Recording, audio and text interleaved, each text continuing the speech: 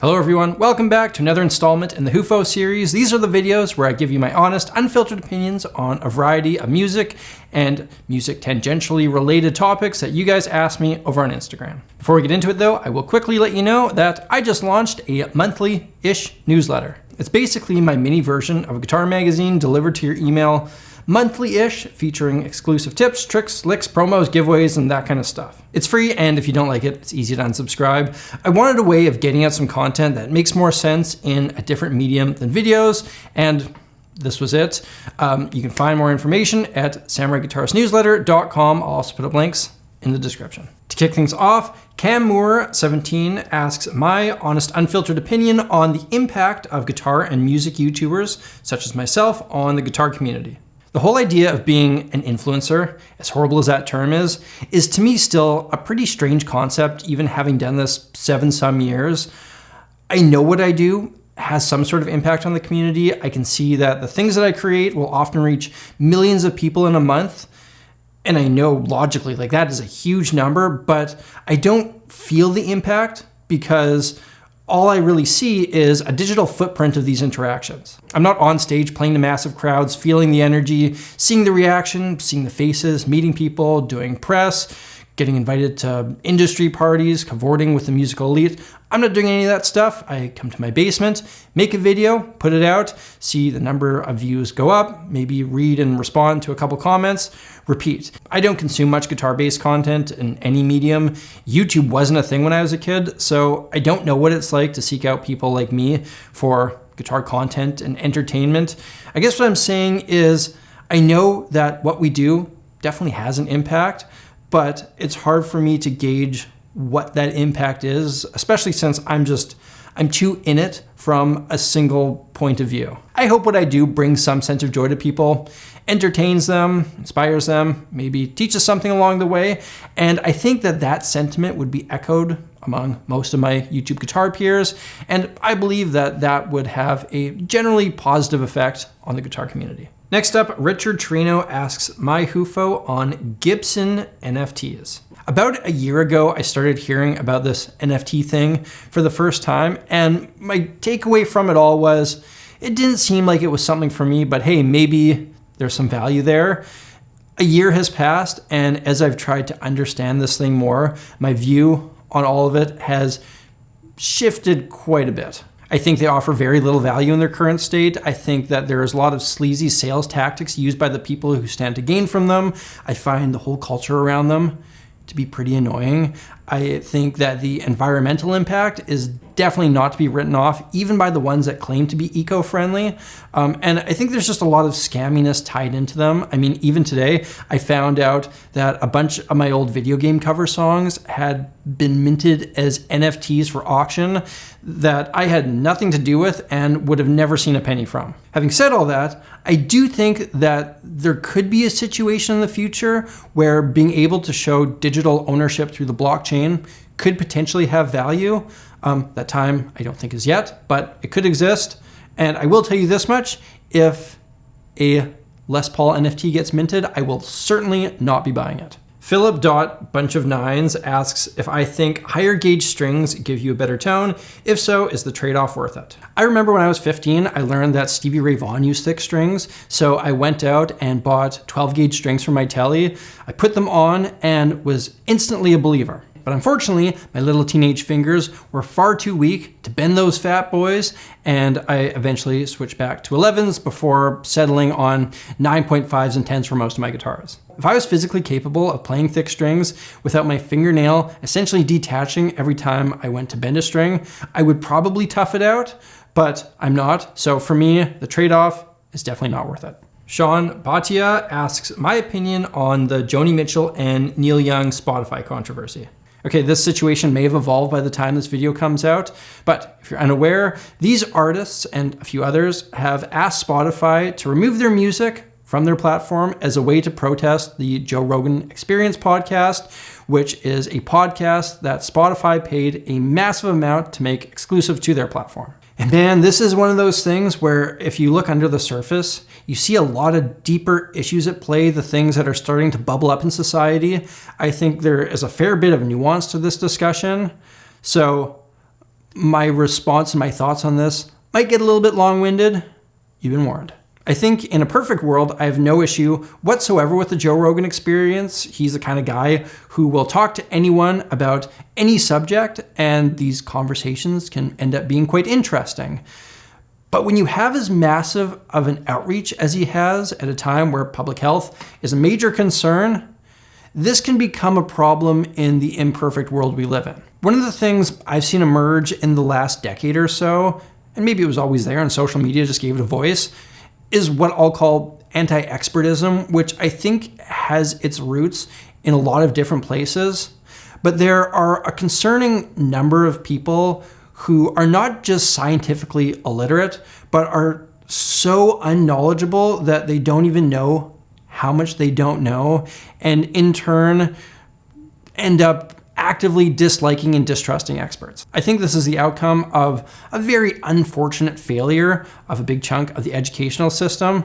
I strongly believe that we need to make sure that our school system is a well-funded, robust, taking care of institution so that children can thrive. Otherwise, you get a bunch of people that start forming strong opinions on things that they completely lack the tools to understand. And I'm not saying you got to go out there and follow everything blindly. I'm saying that if you want to challenge the expert consensus, then you at least need to have the same knowledge about the subject as they do.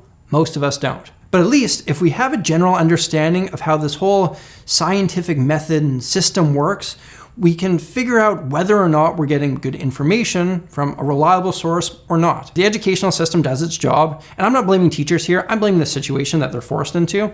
But if the system does its job, we'll understand that there will always be outliers who disagree with anyone about anything, but we need the ability to strip away all the noise and understand the source material. Because hey, sometimes the outlier, they get it right, but they should also be able to withstand heavy scrutiny by a well-informed, educated public. So that way, if you're the Joe Rogan experience and you give an outlier, supposed expert in their field, the same share of the spotlight as you give the massive, overwhelming majority who disagree with that guy over there, at least all of us are able to see the bigger picture at play here, and I don't think that's the case right now. Another thing that feeds into all this is I see a lot of people who I think deep down are just very hurt and lacking in a strong sense of self-confidence.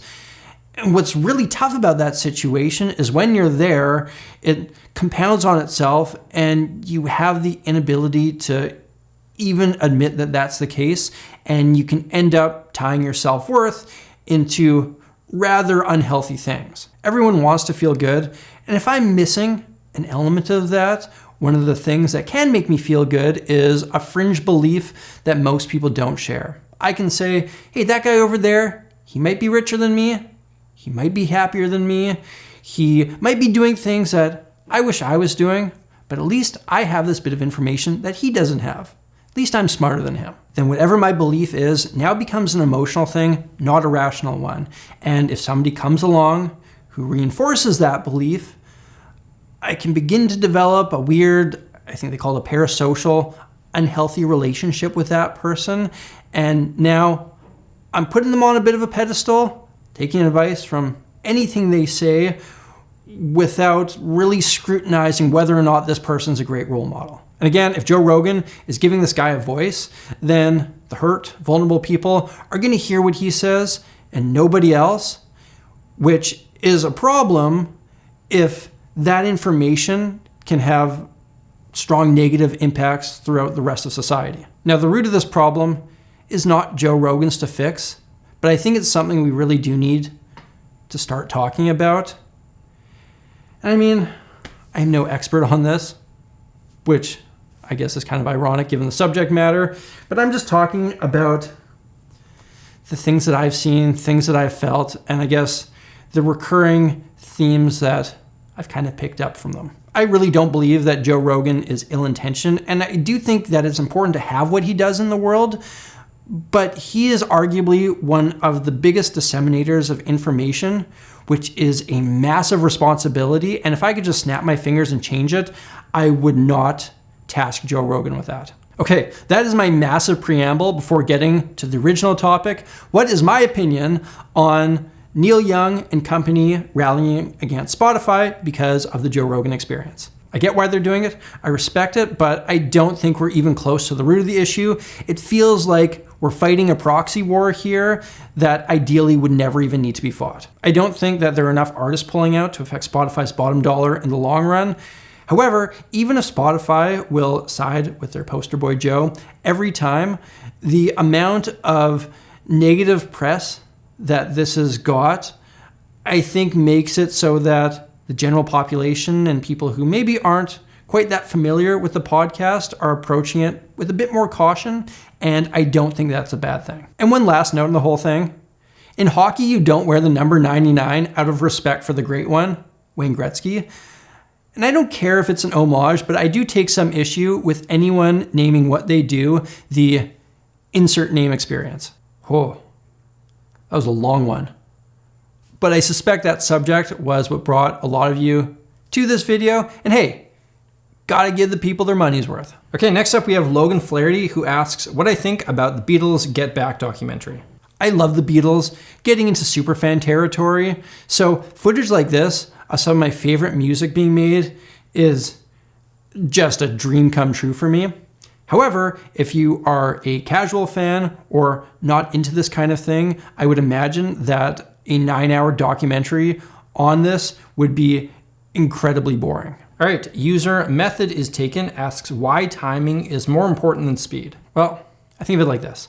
Of all the music I've ever put into the world, there is a fraction of a percentage of it that required me to play fast, whereas 100% of it required me to play with good time. Isaac Mill 303 asks my opinion on the idea that fade outs are the worst thing in music. It's funny you say this because Samurai Jenny actively hates fade outs. I don't really give them much of a thought. I guess it's a bit of a cop-out, but there is one that to me stands out as quite bad. The first song off Led Zeppelin's debut album, Good Times, Bad Times, which is a song that I absolutely love, fades out as Robert Plant is singing a verse, which to me is just odd and abrasive. I think it would have been so cool to keep rocking out on that heavy groove and then ending with some short staccato thing before the acoustic intro to Babe, I'm Gonna Leave You comes in. I mean, who am I to be giving Led Zeppelin tips? But I suspect that Isaac, Jenny, and myself would definitely have preferred that more. If there is a fade out that you particularly dislike or like, let me know in the comments. All right, let's do one more here and we'll end this on a happy note.